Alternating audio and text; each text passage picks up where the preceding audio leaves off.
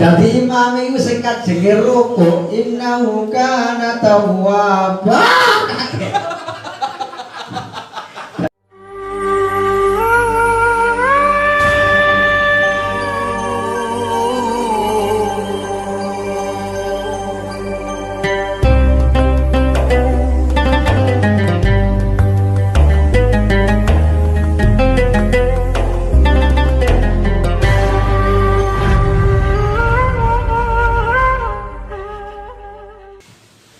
Assalamualaikum warahmatullahi wabarakatuh. Waalaikumsalam. Alhamdulillah wa syukurillah, la hawla wa la quwwata illa billah. Allahumma salli ala sayyidina Muhammad wa ala alihi wa sahbihi wa barik wa sallim ajma'in, amma ba'du. Alhamdulillah rabbil alamin. Para jamaah, para JDHK lovers, alhamdulillah pada malam hari ini kita patut bersyukur untuk yang kesekian kalinya. Insya Allah kajian kita pada malam hari ini adalah tentang sholat, yakni bagaimana cara agar sholat kita bisa lebih khusyuk. Tentunya seringkali sudah menjadi sebuah pokok bahasan, dan insya Allah kemarin saya ingat bahwasanya bahasan yang pertama di kajian yang pertama, seorang muslim yang baik itu adalah sholatnya baik. Sholatnya baik itu adalah sholat tepat waktu dan berjamaah. Alhamdulillah, sekedar review dari kajian sebelumnya.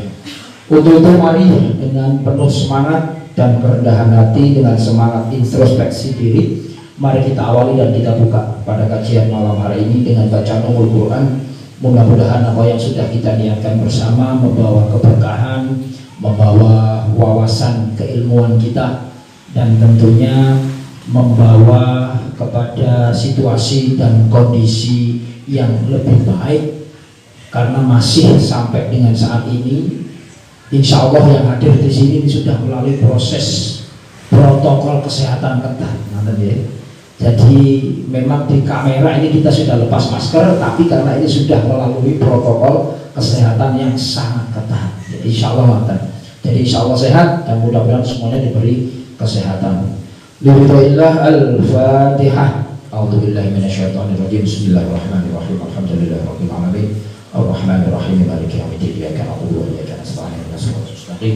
Shiratal ladzina an'amta 'alaihim ghairil maghdubi 'alaihim waladdallin. Amin. Dan sedikit luar biasa pada malam hari ini ada kehadiran dari jalur santri channel ya, dari Krian Sidoarjo hadir ikut memeriahkan. Jadi kita sharing, dan juga hadir di sini ada Kepala SKB Kabupaten Mojokerto. Ya. Kepala SKB Pak Lurah yang selalu aktif dan selalu membackup ya kegiatan kita, dan tentunya dari saudara-saudara saya yang senior ya, tentunya ada Joni Motor juga ada di sini. Allahumma shalli ala sayyidina Muhammad. Monggo langsung Ustaz dibahas bagaimana cara agar sholat kita lebih khusyuk. Monggo. Assalamualaikum warahmatullahi wabarakatuh. Waalaikumsalam warahmatullahi wabarakatuh. Bismillahirrahmanirrahim. Alhamdulillahilladzi ja'ala as-salata imadaddin. Allahumma shalli wa sallim wa barik ala sayyidina wa maulana Muhammad Allahumma shalli alaihi wa ala alihi wa ashabihi ajma'in, amma ba'd. Yang saya hormati saudara-saudara anggota Jamiyatul Qurra wal Hufat wal Khutobah atau disingkat JGHK, Kiai Raden Ponorojo atau Kiai Abdurrahman. Semuanya yang hadir yang saya hormati, dan tidak lupa kepada para netizen, para pemirsa dimanapun berada, mudah-mudahan selalu sehat walafiat, panjang umur, dan Allah selalu meridhai kita semua. Amin ya rabbal alamin. Terima kasih atas waktu yang diberikan kepada kami. Mudah-mudahan pertemuan yang kesekian kalinya, yakni kali ini kita mau mengkaji bareng-bareng masalah cara agar sholat kita lebih khusyuk. Sungguh ini saya utamakan daripada tema-tema yang lain, karena menurut saya ini kebutuhan mendesak. Karena tiap hari kita sholat 5 waktu, permasalahannya adalah kita kesulitan di dalam bab khusyuk. Tapi ini bukan masalah khusus sebetulnya. Semuanya bisa merasakan bahwa memang di dalam sholat yang terberat itu adalah khusyuk. Makna khusyuk itu adalah ketenangan hati. Sedangkan tumakninah itu adalah ketenangan fisik. Jadi maknanya sama-sama tenang, tetapi kalau khusyuk itu sifatnya di dalam hati, sedangkan tumakninah sifatnya di fisik. Maka ketika Rasulullah Shallallahu Alaihi Wasallam setelah sholat dan mau keluar dari pengimaman, itu ada sahabat yang tanya, ada sahabat yang bertanya, ya Rasulullah, tolong tunjukkan kepadaku bagaimana cara sholat khusyuk. Akhirnya Rasulullah menoleh dan menunjuk kepada seseorang yang sholat, yang masbuk, yang ketinggalan. Rasulullah menunjuk dan beliau bersabda, walladzi ba'atsani bil haqqi nabiyyan, demi zat yang memerintahkan saya menjadi nabi, sungguh orang itu kalau sholatnya khusyuk maka tangannya tidak banyak bergerak.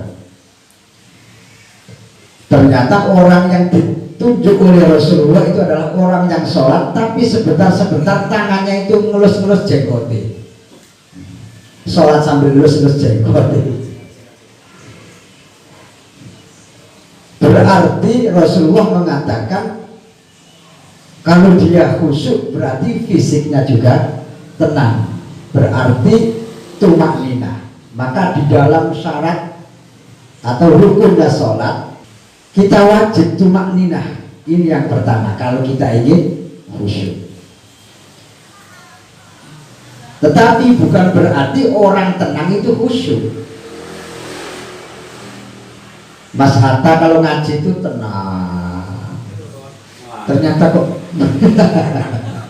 kebablasan ketenangannya. Jadi orang khusyuk itu harus tumakninah, tetapi sebaliknya orang tumakninah belum tentu bisa dikatakan khusyuk.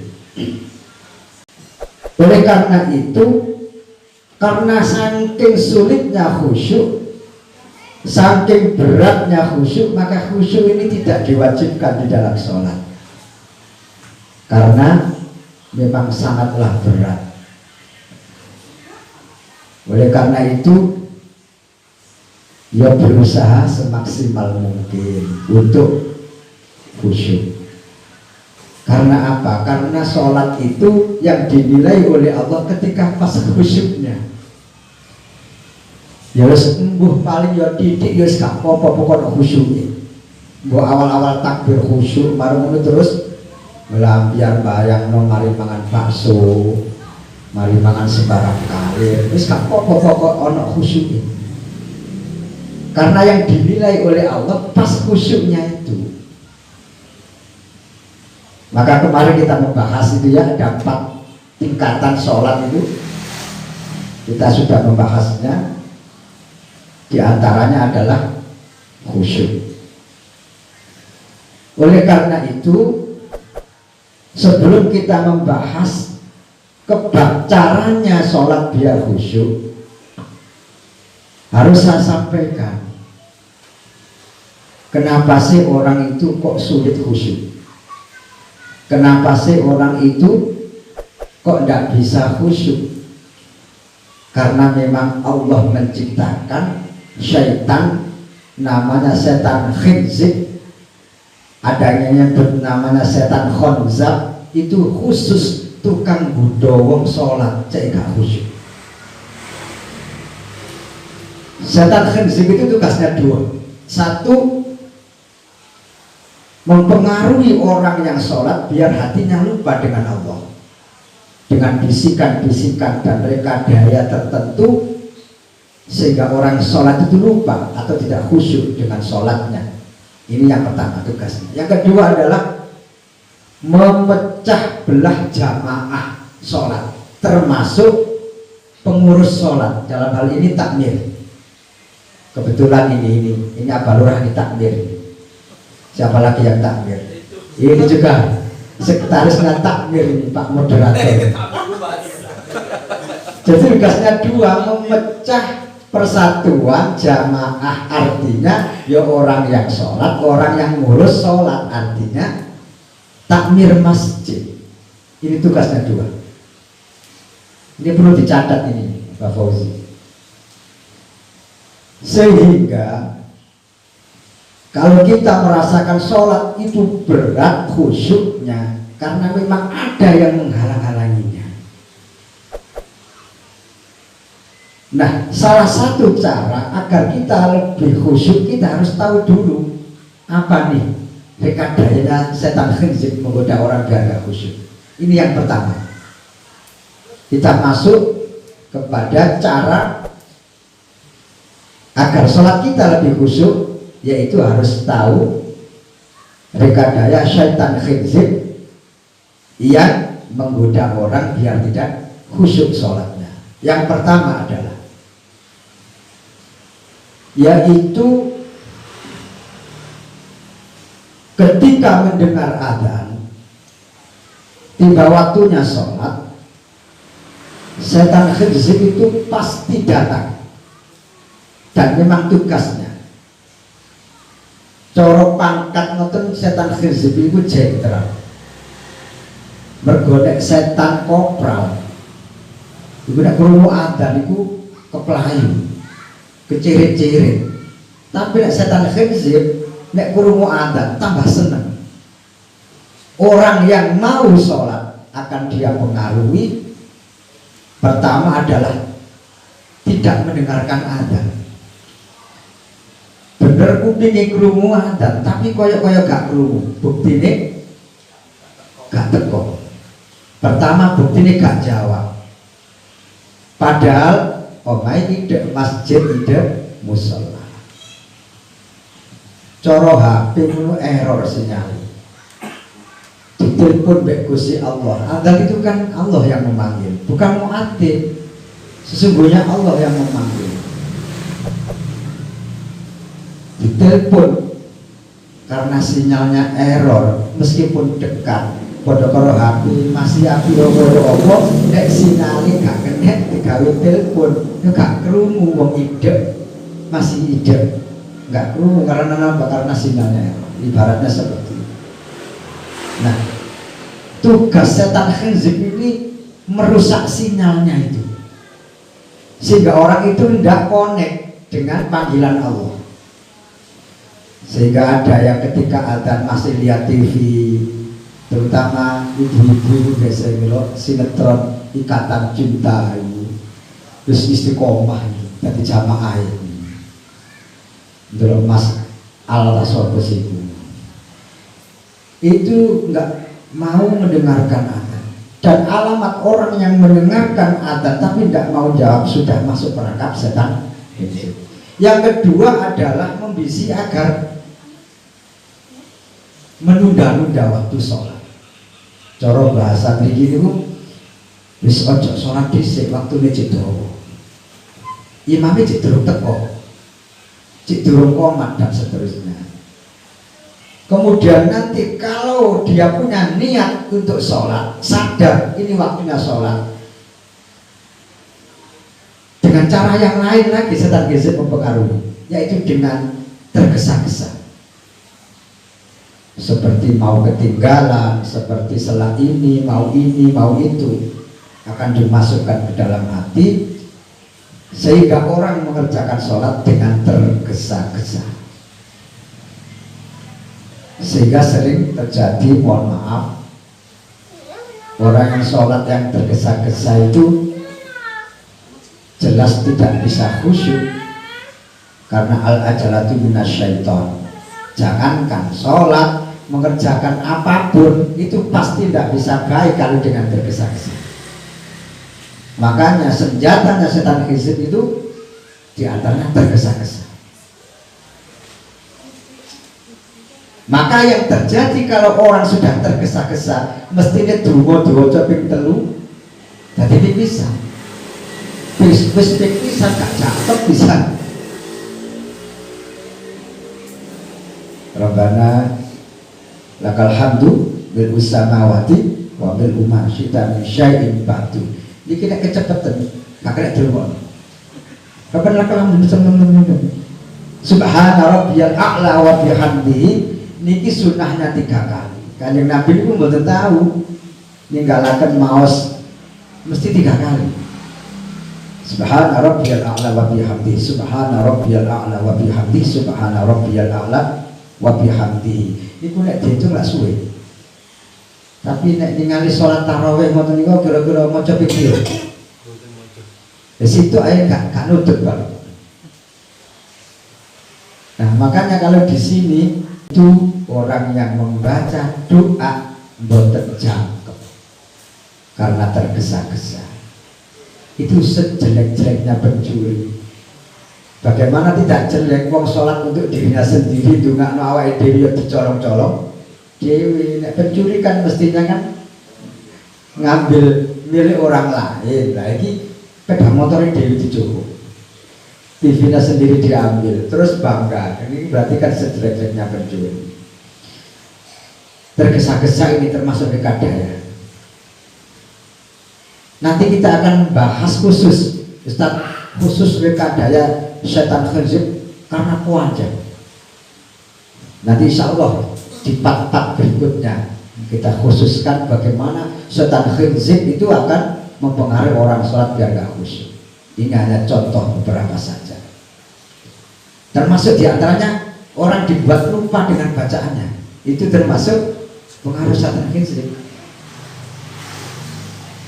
Makanya pernah terjadi di pondok waktu saya masih pondok, tapi tidak saya sebutkan pondoknya mana. Itu ada santri kangkang senior itu diminta diutus kiai menggantikan imam tarawih. Nah, kocok-kocok santri apal nek kang iki sing imami suwe. Akhirnya santri sing beling niku bisi kang kulhuai cok dawa-dawa. Karena kalau tarawih itu nek Ramadan itu 1 halaman, tiap rakaatnya 1 halaman. 2 rakaat 1 lembar. Berhubung kiai gawon santri sing beling ku gak tahan nek salat suwe. Dibisi kang kulhuai cok dawa-dawa. Kebetulan si kang ini latah orangnya. Begitu Allahu Akbar langsung kulhu. Fatihah lali. Karena mungkin dipeseni oleh request dari santri beling tadi. Allahu Akbar. Bismillahirrahmanirrahim. Qul huwallahu ahad. Spontan jamaah yang lain subhanallah kayak kur. Karena apa? Karena jelas Fatihahnya rukunnya sholat tidak dibaca. Tapi karena tergupu-gupu kena rekadaya setan dalam hal ini, dia lupa. Loh, diingatkan itu loh, masih belum sadar. Salah apa dia? Mungkin kulhu di subhanallah. Wah, akhirnya mungkin suratnya salah. Golek sing liyane sing padha pendeke. Qul a'udzu birabbil falaq. Subhanallah. Tambah gemeter kami imam iki. Salah opo iki? Akhirnya sampai qul a'udzu birabbin nas. Lanjut subhanallah. Akhirnya menang suwe kan sing dadi imam iki. Apa salahku? Aku gak salah kok subhanallah subhanallah. Berarti arek-arek iki sentimen ke aku. Wis nek ngono tak maca surat sing ndak tak buanterno bahkan subhanallah balik gak kredeng. Wah akhirnya maca napa juga. Idza jaa nasrullahi wal fath wa ra'aitan nasa yadkhuluna fi dinillahi afwaja. Fasabbih bihamdi rabbika wastaghfir. Di situ diam. Lego, alhamdulillah makmumku gak sing muni subhanallah. Pegel berarti. Akhirnya diteruskan innahu kana tawwaba. Ternyata ada santri sing beli wow. Iku metu teko jamaah muteri masjid. Ternyata nang pengimaman iki lho bolongan ya. Cangkeme dilebokno, mbek bengok muanter. Kang Fatihah durung. Dadi imam iku sing kajenge ruku innahu kana tawwaba. Dadi ne malih iku imam colot iku gara-gara makmum kurang ajar. Itu jenenge makmum kurang ajar, imam gak cerdas. Repot. Ini semua akibat apa? Rekadaya setan khinzib. Memang tugasnya untuk mempengaruhi orang biar lupa kepada Allah, lupa dengan sholatnya. Dan ini sering terjadi di antara kita. Purun ngakoni napa mboten. Wong maghrib petang rakaat. Subuh itu 3 rakaat. Ya Allah, lah iki terus malaikatnya malah bingung. Iki piye? Itu semua adalah pengaruh setan khinzib. Dimulai dari awal ketika mendengar adzan tadi, itu kuncinya. Maka diceritakan dalam kondisi apapun, bahkan ngaji Quran saja kalau mendengar adzan harus berhenti. Kan panggilan Allah, panggilan Kang Maha Agung. Nek jare wong Jawa gongso negumno Kang Maha Kuwasa. Makane alat tradisional musik mesti nang mburi ku gonge mesti mburi. Kangdung danggung, kangdung danggung. Artinya semuanya itu kalah dengan Allah Kang Maha Agung, Kang Maha Kuwasa. Jadi ini nek pun krungu adzan, itulah tujuan kita diciptakan Allah di dunia. Wa ma khalaqatul jinna wal insa illa liya'budun. Tidak diciptakan kita dan jin itu kecuali untuk ibadah. Lah utama-utama ibadah niku salat. Nek krungu adzan panggilan Allah, tinggalkan semuanya. Sering kita temui ya, kalau ada jamaah mohon maaf tahlilan ibu-ibu, kemudian termasuk terbangan sholawatan, itu koyok-koyok lebih penting di adzan. Gak mereka balas tahlilan itu orang adzan gak lele.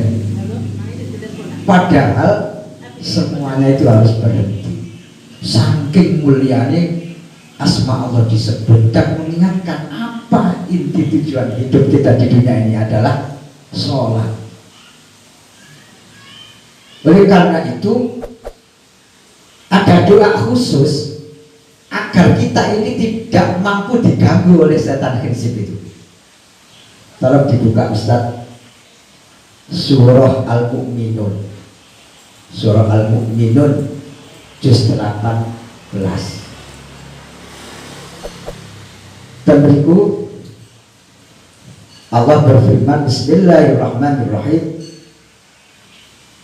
Ini daunnya Imam Ghazali juga di dalam kitab Bidayatul Hidayah.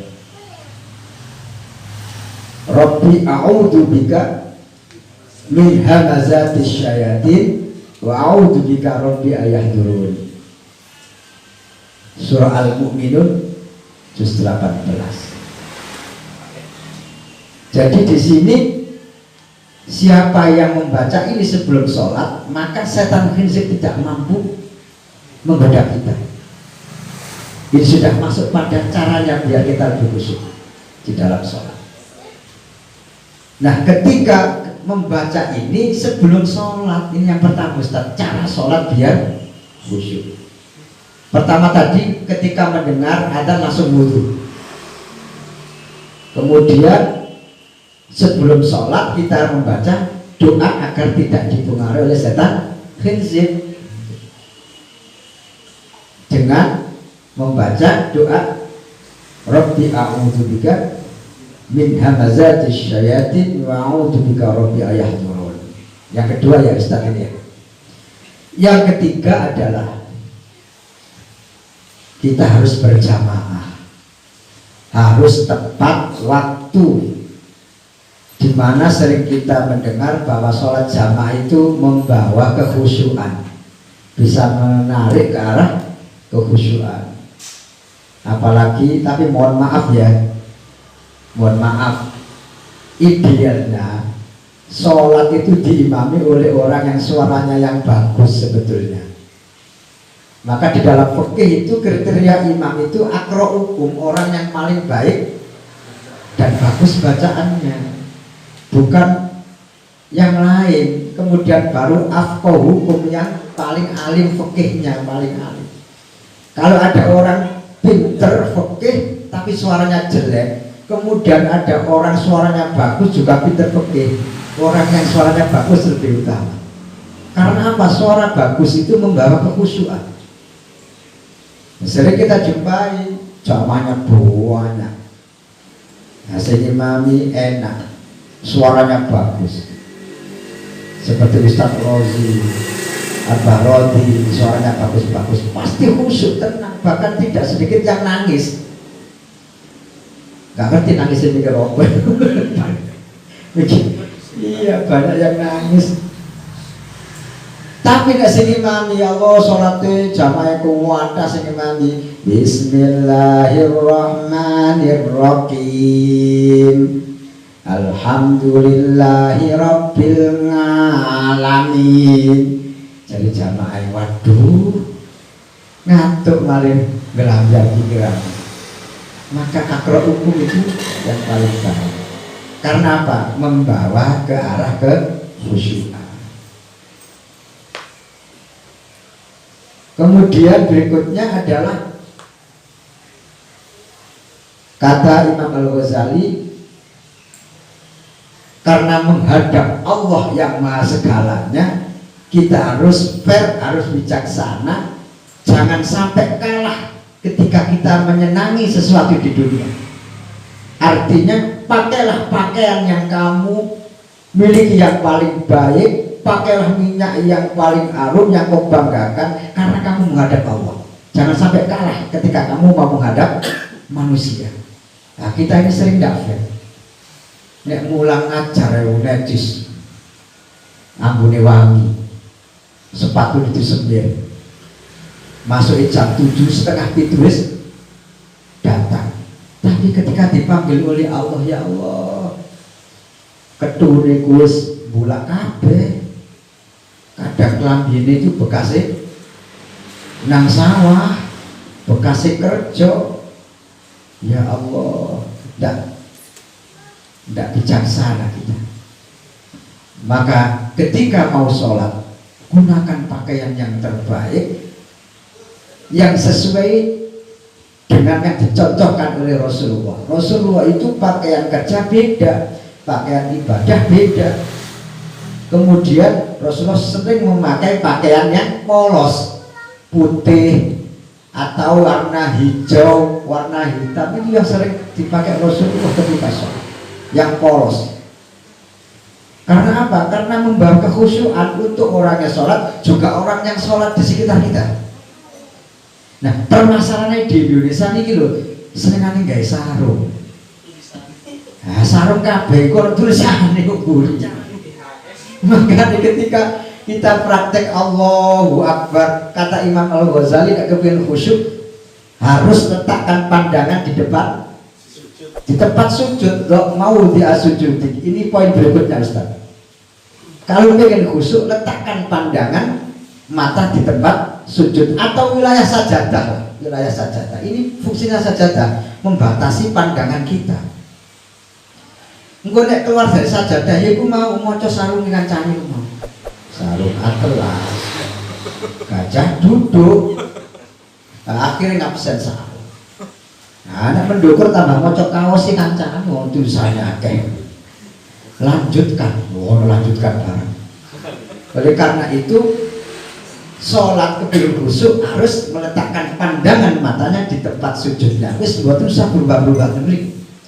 Nek zaman Kiai Nur Salim, zaman Kiai Said, mbah-mbah kita, termasuk buya saya, Kiai Wofur, itu paling teliti. Kalau ada orang sholat, di belakangnya itu ada tulisannya, disuruh ngelepas, suruh balik. Ayo diwalik, karena ganggu wong sholat uburi ini ya. Nah sekarang ada nggak kayak gitu? Mungkin ya nggak berani. Beda dengan Kiai Said, Kiai Salim dengan biasa. Pasti, ayo tolong itu diwalik. Karena apa? Biar tidak mengganggu orang yang di belakang. Nah itu Ustaz, beberapa poin ya. Sholat lebih khusyuk sudah saya sampaikan kalau kita melakukan seperti itu. Masih banyak poin-poin, ada 10 lebih. Insya Allah nanti kita sambung atau mungkin sharing bersama sambil saya jawab lewat poin-poin yang lain. Itulah yang dapat kami sampaikan. Mudah-mudahan ada manfaat dan barokahnya. Amin ya rabbal alamin.